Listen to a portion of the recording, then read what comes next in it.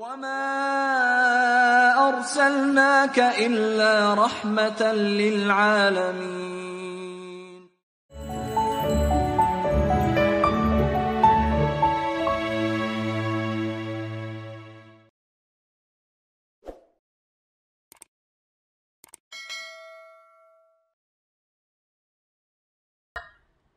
Assalamualaikum warahmatullahi wabarakatuh. Alhamdulillahil qail fi kitabil aziz, la yukallifullahu nafsan illa wus'aha.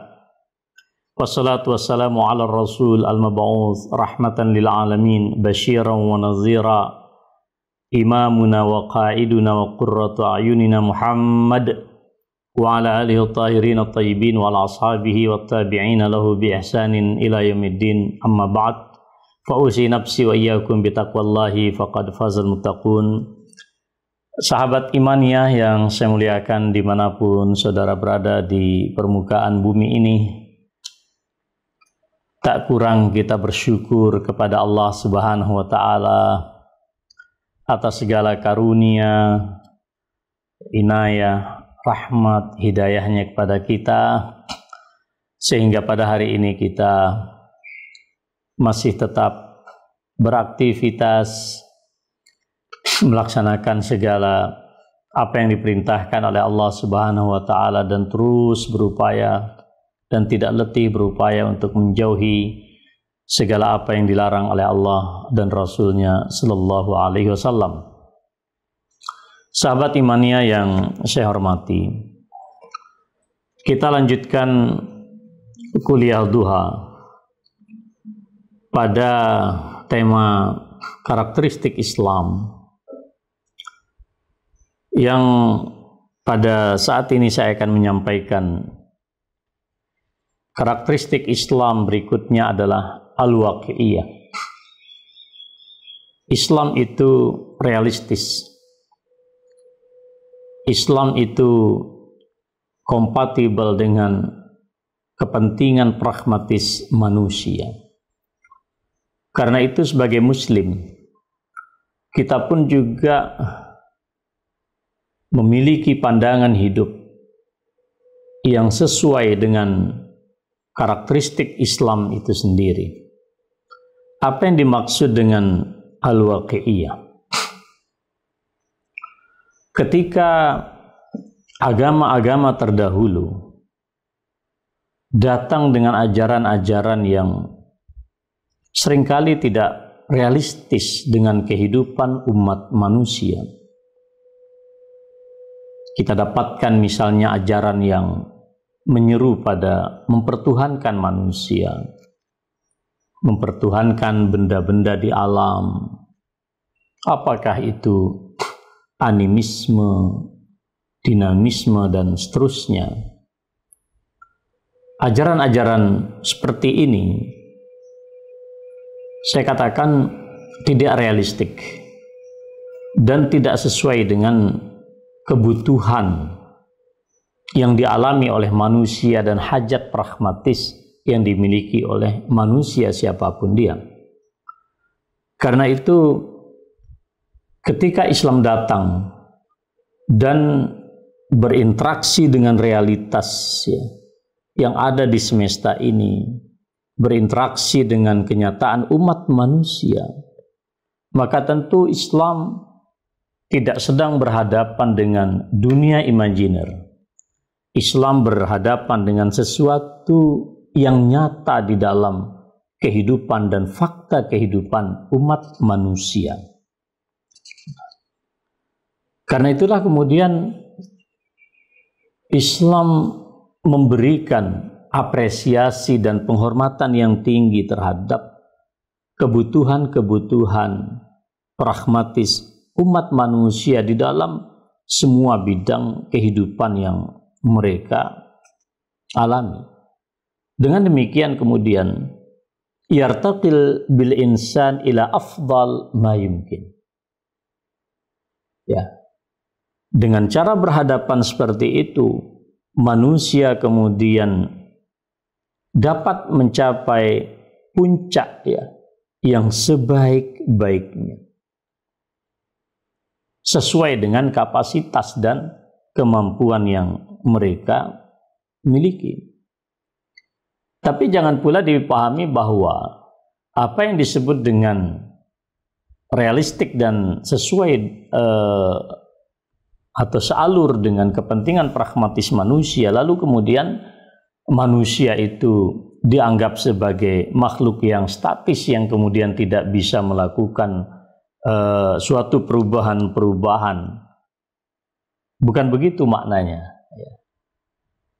Sesuai dengan realitas, maknanya adalah ta'amulun ma'al waqi', berinteraksi dengan kenyataan yang dihadapi oleh manusia pada saat ini, lilirtiqa'i bihi ilal mustawayat al-mumkinah, untuk kemudian mengangkat martabat manusia itu pada level-level yang mungkin untuk dicapai secara manusiawi dengan cara-cara dan metode yang tepat. Nah, demikian pula kita di dalam membangun suatu pandangan hidup juga demikian. Karena pandangan hidup kita ini berasaskan pada Islam yang memiliki sifat dan karakter dasar yang sedemikian. Nah, saudara sekalian yang saya muliakan, sahabat Imania TV dimanapun Anda berada, mari kita perhatikan misalnya Allah Subhanahu wa Ta'ala tidak pernah membebani seorang manusia di atas kemampuan fisik, di atas kesanggupan dirinya sebagai umat manusia hamba Allah.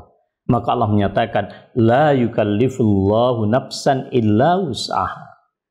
Tidaklah manusia dibebani oleh Allah kecuali dengan daya upaya yang dia sanggup lakukan. Fattaqullaha mastata'tum. Bertakwalah Anda kepada Allah semuanya sesuai dengan kekuatan yang maksimal yang Anda miliki.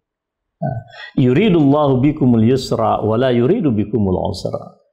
Allah selalu menghendaki di dalam syariat kita ini suatu kemudahan, dan Allah tidak menghendaki suatu kesulitan bagi kita. Oleh karena itu, saudara sekalian, mari kita perhatikan ketika Islam diturunkan di Jazirah Arabia. Kita ambil contoh kasus saja, yang pada saat itu tradisi dan budaya perbudakan sedemikian dahsyat. Nah, bagaimana Islam berinteraksi dengan perbudakan waktu itu? Islam ini bukan agama revolusi yang datang kemudian menghabisi apa yang ada lalu diganti dengan Islam. Tidak begitu. Islam ini sangat berjalan beriringan dengan apa yang ada di dalam realitas suatu masyarakat, tetapi untuk melakukan suatu transformasi. Saya ingat bahasanya pemimpin kita, Allah yarham, Pak Profesor Habibie. Ini adalah evolusi yang dipercepat secara terstruktur dan tersistem. Itu barangkali yang dilakukan oleh Islam ketika melakukan suatu perbaikan terhadap tradisi perbudakan. Maka Islam pada saat itu tidak bisa memang tidak realistik kalau tiba-tiba melarang. Mengapa? Karena akan terjadi resistensi dan kekacauan yang luar biasa pada suatu sistem kehidupan yang sudah berabad-abad diyakini oleh masyarakat Arab waktu itu. Apa yang dilakukan Islam? Islam kemudian mencoba menutup berbagai macam pintu yang potensial mengabadikan perbudakan itu. Ini yang dilakukan oleh Islam. Oleh karena itu, Islam tidak membolehkan seseorang dijadikan budak oleh orang lain hanya karena misalnya seseorang itu punya hutang lalu dia tidak sanggup bayar hutang. Yang terjadi zaman dulu, kalau orang terikat dengan hutang dan dia tidak sanggup membayar hutangnya, maka dia otomatis menjadi budak bagi orang yang memberikan piutang itu. Termasuk juga orang-orang yang barangkali terlibat di dalam suatu pidana tertentu pada masa itu, seperti misalnya ada bajing loncat dan seterusnya, ya, lalu merampok harta benda orang lain, ya kan, tidak bisa, ya. Jadi perbudakan dengan cara-cara semacam ini tidak bisa dilakukan oleh oleh masyarakat. Ini yang ditawarkan oleh Islam. Termasuk pula waktu itu Ketika ada seorang wanita yang ditinggal wafat oleh suaminya misalnya, maka si perempuan ini ya, karena ditinggal mati oleh suaminya, keluarga si laki-laki bisa menjadikannya sebagai budak. Itu dilarang oleh Islam.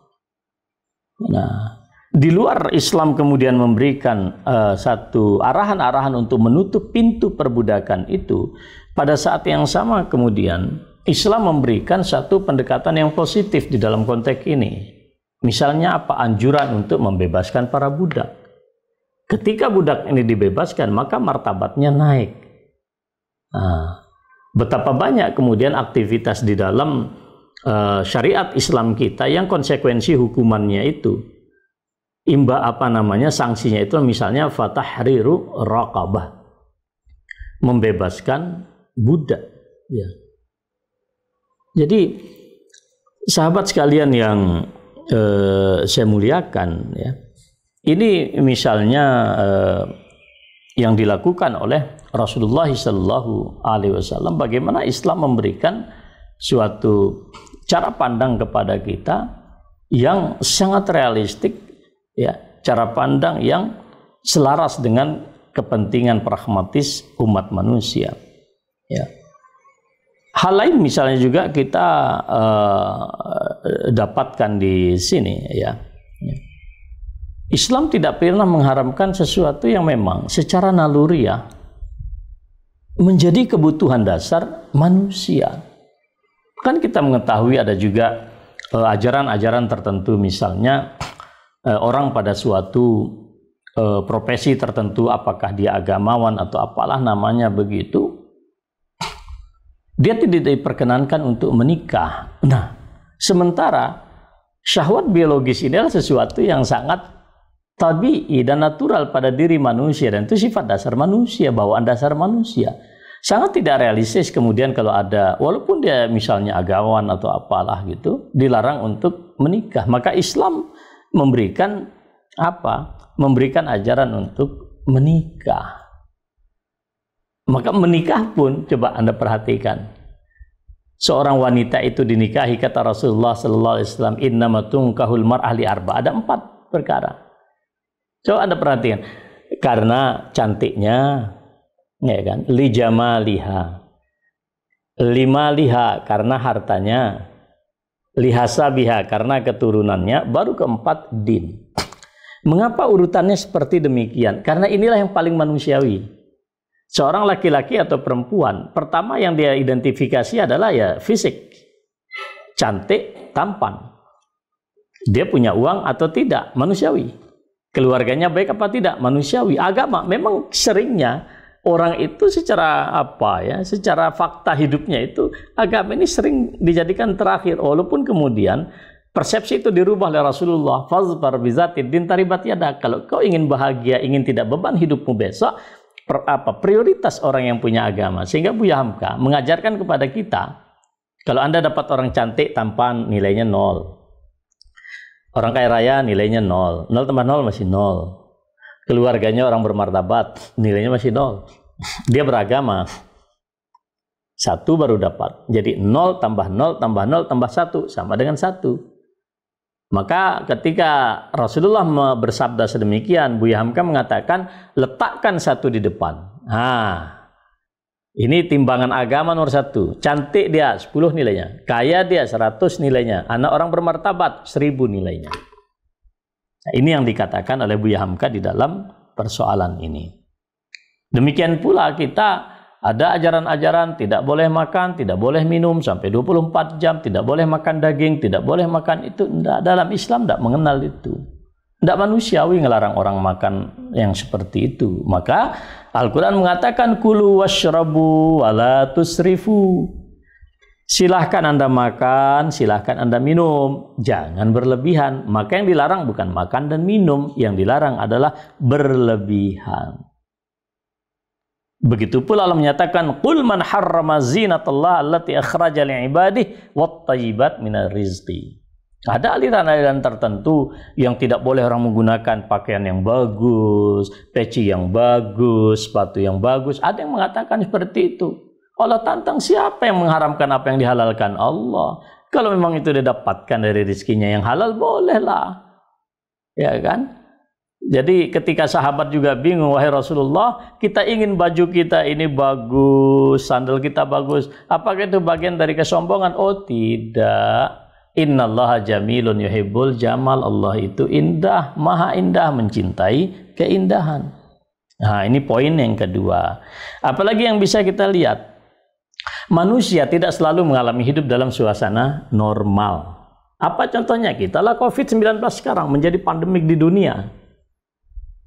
Tidak semata-mata kita tegakkan sholat, Jumat, jamaah, syiar Ramadan. Semuanya kita sudah paham. Kita lakukan itu di masjid, kita lakukan berjamaah, kita lakukan sangat dahsyatlah kita paham di masyarakat kita. Tapi ada suasana, ya, hak Allah untuk kemudian diibadahi, disembah, ya, di masjid, diangkat syiar-syiarnya. Ini harus mengedepankan kepentingan hamba Allah. Wala tulqu biaidikum ila tahluka. Ya, jangan campakkan diri kalian kepada kerusakan. Maka Allah merelakan haknya ini untuk berganti dengan yang lain. Berkali-kali saya katakan, kalau kita tidak sholat Jumat diganti dengan zuhur, kita tidak sholat Jumat di masjid diganti di rumah, itu bukan meninggalkan syariat Allah. Kita berpindah dari suatu syariat Allah menuju syariat Allah yang lain. Dari satu sunnah Rasulullah menuju sunnah Rasulullah yang lain. Memang apa? Karena waqi'iyah, realistik. Ya kan? Sangat realistis ajaran Islam. Pandangan hidup kita mestinya juga demikian. Ya. Demikian pula kalau misalnya ada orang sedang naik gunung kehilangan atau kehabisan bekal. Apa yang boleh dilakukan? Boleh dia makan binatang, hatta binatang yang diharamkan di situ pun boleh, hanya untuk menyambung hayat sesaat. Faman yutturra ghaira baghin wala 'adin fala itsma 'alaihi innallaha ghafurur rahim. Itu Al-Baqarah 173.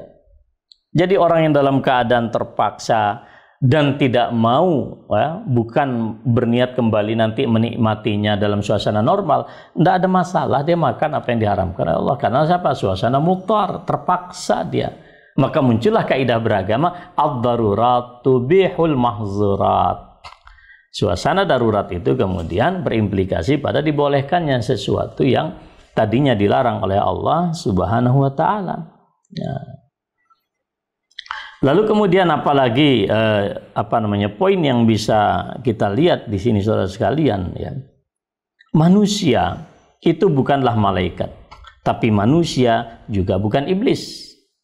Manusia punya rohani, tapi takkan sampailah dia ke derajat malaikat. Manusia punya akal, tapi tak akan sampai dia larut di dalam karakteristik iblis. Maka di dalam konteks ini apa yang diajarkan oleh kita, ya, oleh ajaran kita, Islam mengajarkan kita untuk balance, keseimbangan. Wa nafsin wa ma sawwa fa alhamaha fujuraha wa taqwaha. Qad aflaha man zakkaha wa qad khaba man dassaha. Kita ini memang ada tarik menarik dari dua kutub, ya. Ada ketakwaan kita, kebeningan, kesucian, kemanusiaan kita, tapi ada juga sisi-sisi yang negatif pada diri manusia kita. Tetapi Allah mengatakan, bahagialah orang yang selalu mensucikan jiwanya, dan rugilah orang yang selalu mengotori jiwanya. Membersihkan atau mengotori, mensucikan atau kemudian menistakan, itu adalah pilihan manusia, ikhtiar dia. Maka Allah mengajarkan kita, kalau Anda ingin bahagia, sucikan jiwa. Kalau Anda ingin menderita, ya kotori jiwa. Kembali kepada kita ini umat manusia. Nah, sahabat imania yang saya muliakan, yang terakhir kali ingin saya sampaikan dari karakteristik Islam dan pandangan hidup kita adalah Islam itu ijabiyah. Artinya apa? Islam ini adalah agama yang positif dan aktif. Al-Islamu dinun ijabiyun. Islam ini adalah agama yang positif, layakifu salabian. Bukan agama pesimistik, bukan agama yang negatif. Jadi demikian pula pandangan hidup kita. Ya. Kita menjadi orang-orang yang aktif dan positif. Bukan menjadi orang-orang yang kontraproduktif dan kemudian selalu negatif. Apa maknanya saudara sekalian? Dalam konteks kita Islam agama yang aktif dan positif inilah, kita yang berpandangan hidup demikian tidak boleh lelah di dalam menebarkan pesan kebaikan, as-salah, dan melakukan perbaikan, islah. Jadi ada dua kata, as-salah dan islah. As-salah adalah kebaikan. Islah adalah melakukan kebaikan di dalam semua dimensi dan aspek kehidupan kita sesuai dengan kapasitas posisi kita yang kita miliki. Oleh karena itu, saudara sekalian, seseorang muslim yang punya pandangan ini hidupnya selalu positif. Mengapa? Karena orang kalau berpikiran positif, berperasaan positif, berprasangka positif, itu hidup kita ini legowo. Bukan karena Allah yang menyatakan ana inda zanni abdi bi. Ya, kita persepsikan Allah yang Maha Rahim. Ya, Nabi ibadi anni anal ghafurur rahim. Jadi bangunan positif ini penting bagi kita di dalam cara berpikir. Kenapa? Karena ini akan melahirkan produktivitas produktif yang positif di dalam menghadapi berbagai macam persoalan hidup kita. Karena itulah kemudian, apakah kita ini individu ataupun kelompok sosial yang besar, kita diberikan keharusan oleh Allah untuk aktif melakukan dakwah. Wal takum minkum ummatun yad'una ilal khair wa ya'muruna bil ma'ruf wa yanhauna 'anil munkar wa ulaika umul muflihun. Ini surat Al-Imran 104. Sahabat sekalian, kalau Anda ingin berbahagia dalam hidup ini, maka lakukan apa? Amar ma'ruf nahi munkar. Lakukan amar ma'ruf nahi munkar dan tidak letih mengajak siapapun kepada kebaikan. Karena itu Allah menyatakan wal takum minkum ummatun yad'una ilal khair, ya, seperti yang saya sampaikan tadi. Demikian pula pada ayat yang lain, ya. Kuntum khaira ummatin ukhrijat linnas ta'muruna bil ma'ruf wa tanhauna 'anil munkar. Tapi Umar bin Khattab radhiyallahu taala anhu menyatakan, ya, ketika Allah menggunakan diksi, ya, kata kerja al-madhi yang telah lalu, maka maknanya apa yang disebut dengan kebaikan bagi umat ini bukan kebaikan yang bersifat otomatis. Ya, tetapi kebaikan di sini akan kita raih jika kita telah melakukan kebaikan yang telah dilakukan oleh para sahabat Rasulullah Sallallahu Alaihi Wasallam. Karena itulah kita harus juga punya semangat untuk melakukan amar ma'ruf nahi munkar secara kontinus dalam hidup kita. Rasulullah Sallallahu Alaihi Wasallam menyatakan, man ra'a minkum munkaran falyughayyirhu biyadihi. Siapa yang melihat suatu kemungkaran, ya, menselisihi nurani kita, menselisihi ajaran Allah, hendaklah dia rubah dengan tangan. Atau kekuatan apa yang dia miliki, dia seorang pejabat, dia berubah dengan otoritas dia. Dia bikin keputusan-keputusan politik yang bagus. Kalau tidak, fa bilisani. Kalau tidak, Anda sampaikan narasi, Anda sampaikan gagasan, Anda tulis, ya, Anda sampaikan dengan mau'izah yang baik. Fa in lam yastati fa bil qalbi. Kalau Anda nggak sanggup juga, sudahlah, cukup berdoa. Nah, kalau doa tidak sanggup Anda lakukan ketika melihat kemungkaran, maka yang terjadi adalah memang iman kita sudah ambruk betul. Ya, maka karena itulah kemudian Rasulullah selalu mengibaratkan kita ini seperti orang yang berada di perahu besar yang ada bertingkat-tingkat ini, kapal besar ini, lalu orang yang di bawah itu, ya, ingin mengambil air, dia naik ke atas, wah, dikatakan, wah, ini kalau naik terus ke atas ini mengganggu orang di jalan, kita lubangi saja. Lah kalau orang melubangi lambung kapal itu dibiarkan, air masuk, tenggelam semuanya. Ini adalah satu ilustrasi dan satu metafora. Ketika amar ma'ruf nahi munkar itu hilang, maka yang terjadi adalah kerusakan kita semua penumpang kapal itu. Ini kata Rasulullah Sallallahu Alaihi Wasallam di dalam hadis Bukhari. Sahabat sekalian yang saya muliakan, perlu kita catat juga di sini, Islam membedakan antara orang saleh dan orang muslih. Ini soleh dan muslih ini berbeda. Misalnya, kalau di dalam surat Hud ayat 117, wa ma kana rabbuka liyuhlikal qura bizulmin wa ahluha muslihun. Tidak mungkin Allah membinasakan satu kaum dengan satu kezaliman, ya, sementara orang-orang di situ melakukan suatu perbaikan, reformasi. Artinya apa? Kalau Allah hendak membinasakan suatu kaum, maka memang tidak ada lagi gerakan islah di situ. Tidak ada lagi gerakan amar ma'ruf nahi mungkar. Tidak ada lagi gerakan transformasi di situ. Tidak ada lagi perbaikan sosial, politik, budaya di situ. Karena kalau kita hanya menjadi orang soleh saja, ya memang kita baik untuk diri kita, tapi tidak menularkan kebaikan ini kepada orang lain, itu cukup soleh. Tapi musleh, di samping pribadi dia soleh, tapi juga dia menebarkan kesalehan pribadi ini kepada orang lain. Itu beda. Jadi beda betul antara soleh dan muslih. Tidak cukup di dalam Islam menjadi orang soleh, tapi juga menjadi orang muslih. Maka ketika Rasulullah di dalam hadis Bukhari, beliau bercerita tentang bagaimana dinamika akhir zaman besok, ya, bagaimana kekacauan terjadi di masyarakat Arab, bagaimana Ya'juj dan Ma'juj dan seterusnya itu keluar. Apa kata para sahabat? Ya Rasulullah, ya, Zainab binti Jahsh, beliau berkata, anahlik wa fina salihun. Wahai Rasulullah, apakah kita juga turut binasa sementara orang-orang soleh ada di sini? Ada bersama kita orang-orang soleh. Apa kata Rasulullah? Naam idza kathural khabas. Iya, jika keburukan itu terjadi secara merata, banyak orang soleh tapi dia tidak melakukan islah. Maka kata Rasulullah, jika terjadi kemungkaran besok dan kita tidak menegakkan amar ma'ruf nahi mungkar, sesoleh apapun orang di masyarakat itu berdoa nggak akan dikabulkan oleh Allah. Karena apa? Dalam konteks kerusakan masyarakat, yang dibutuhkan adalah sikap proaktif yang positif dengan melakukan suatu islah. Itulah makna daripada hijrah yang diajarkan Rasulullah SAW. Bukan hanya kita berganti casing. Al-hijratu antahjuras su'. Hijrah itu adalah ketika Anda sanggup meninggalkan suatu keburukan. Itulah pula mengapa Rasulullah ya, tentu juga Allah Subhanahu wa taala menyatakan kepada kita, wa qatilu fi sabilillahi alladzina yuqatilunakum wa la ta'tadu. Memang ada ajaran kita, ada ajaran jihad. Jihad ini tentu maknanya tidak perlu kita a priori. Di dalam masyarakat modern yang kaya dengan dunia literasi, maka jihad tentu adalah jihad literasi. Kita menulis, kita mengarang, ya, dan seterusnya. Tetapi ada suasana di mana jihad fisik dibutuhkan. Ya, walaupun saat ini di Indonesia tidak perlu sampai ke situ.